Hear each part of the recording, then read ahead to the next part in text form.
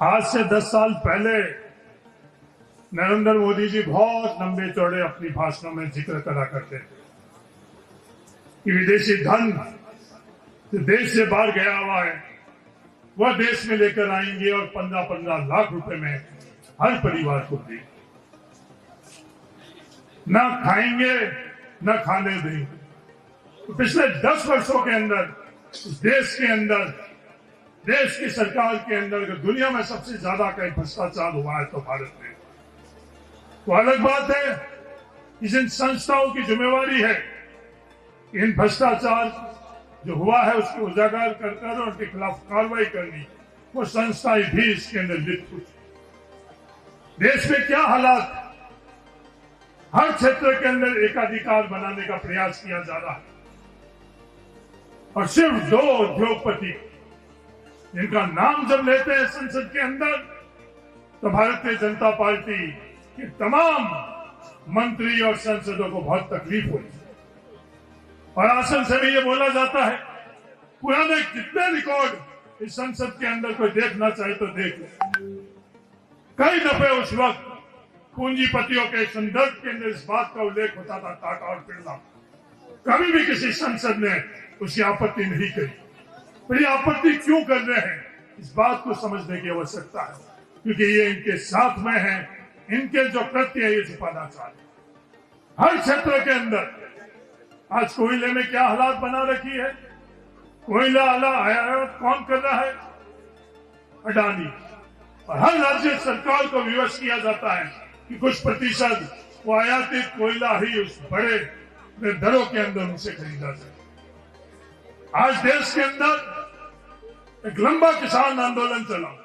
लंबे किसान आंदोलन के अंदर किसानों के मजबूती के लिए, हक और अधिकार के लिए किसान संघर्ष कर रहे थे। आज इस देश का दुर्भाग्य है, इस देश के अंदर जो न्यूनतम गेहूं का अगर स्टॉक होना चाहिए वो 138 लाख टन होना चाहिए, वो आज के समय के अंदर सिर्फ 75 लाख टन रह गया। 16 वर्षों के अंदर देश के अंदर। और ये स्टॉक करना किससे करवा रहे हैं? नरेंद्र मोदी जी की सरकार अडानी को साइलोज देकर अडानी स्टॉक कर रहे हैं। और पिछले दिनों के अंदर 8% तक गेहूं की जो दर है वो बढ़ी। गेहूं के अंदर अडानी, कोयले में अडानी, पोर्ट में अडानी, एयरपोर्ट में अडानी, हर क्षेत्र के अंदर अडानी कैसे और कैसे इस देश को लूटे।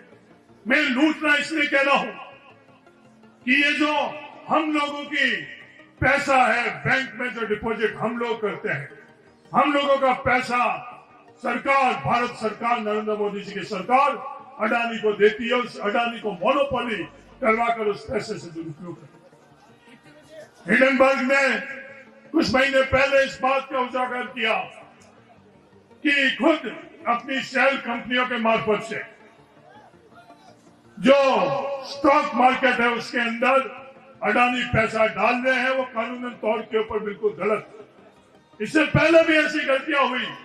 हर्षद मेहता ने ये गलती करी थी तो उस वक्त भारत सरकार ने जेपीसी का गठन किया और दूध का दूध और पानी का पानी हुआ। दोषी जितने भी थे उनके सबके खिलाफ कार्रवाई।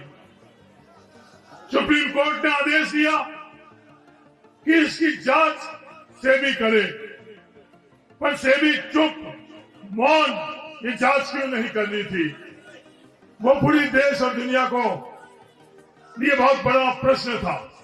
हमारे देश के अंदर इसके बारे में जांच और खोज होनी चाहिए, पर सभी संस्था मौन है।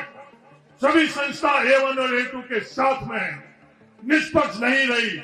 इसलिए ये हम लोगों का देश का दुर्भाग्य है कि दुनिया के अंदर दूसरे जगह बैठे हुए के हिडनबर्ग उस बात का उजागर कर रहा है। ये घोटाला है क्या? जो बाहर जो सेल कंपनी है, जो अवैध कंपनी है, जिनमें काला धन रखा जाता है, वो खुद कंपनी का मालिक और कोई नहीं है, गौतम अडानी का भाई है। और उस कंपनी के अंदर और किसी का पैसा नहीं है। सेबी के चेयरमैन का खुद का माधवी भुज और उसके पति का पैसा लगा हुआ है और उसी पैसे से वो अडानी के स्टॉक, इस स्टॉक मार्केट के अंदर स्पेकुलेशन करते हैं। जो स्टॉक की कीमत होनी चाहिए उससे कई गुना ज्यादा वो स्टॉक की कीमत आगे बढ़ाई दें, और उसमें आखिर में नुकसान किसका होगा? उसमें आखिर नुकसान देश का होगा। उन तमाम जो स्टॉक मार्केट के अंदर जो खातेधारक है उन सब लोगों का होगा। तो आज इस देश की अर्थव्यवस्था के खाते आज वो बहुत बड़ा भ्रम फैला रहे हैं कि देश की आर्थिक ताकत को कमजोर करने के लिए ये विवाद किया जा रहा नहीं। देश की आर्थिक ताकत को मजबूत करने के लिए, उस आधार को मजबूत करने के लिए, दूध का दूध पानी का पानी करने के लिए जिसने भी गलत कृत्य किए हैं, चाहे आज सरकार खुद की मदद से किया हो, उनके खिलाफ अगर कोई से हम लोगों को न्याय मिल सकता है, देश को न्याय मिल सकता है, वो जेपीसी के माध्यम से न्याय मिल सकता है। और डरो मत, राहुल गांधी जी जो बात कर रहे हैं वो भारतीय जनता पार्टी की सरकार पर लागू होगी। 2G के संदर्भ में इसी तरह की मांग विपक्ष और देश के अंदर उठी तो उस समय की तत्कालीन सरकार मनमोहन सिंह जी ने वो केस दर्ज करा। उसके बाद सियासत भारतीय जनता पार्टी ने विपक्ष से बहुत करी, फिर आखिर में क्या हुआ? किसी भी प्रकार का भ्रष्टाचार नहीं दिखा। और जब भ्रष्टाचार नहीं दिखा तो आज भारतीय जनता पार्टी और उनके सहयोगी दल इस 2G के संदर्भ में कुछ बात नहीं कर रहे। अगर कुछ गलती नहीं है तो डरो मत भारतीय जनता पार्टी, नरेंद्र मोदी जी। अगर गलती है तो उसको स्वीकार करो और दंड दो। भविष्य के अंदर इस देश की जनता की ताकत से जिसने भी देश की ताकत को, धन को, दौलत को लूटा है उसके खिलाफ कार्रवाई होगी। सिर्फ 60 महीने का हम लोगों को इस लोकतंत्र के अंदर अधिकार मिलता है। 60 महीने बाद जनता के बीच में जाकर और उस अधिकार को हमको वापस रिन्यू करना पड़ता है। मुरारी मीना जी ने जैसे कहा, आने वाले समय के अंदर देश की जनता जान चुकी है।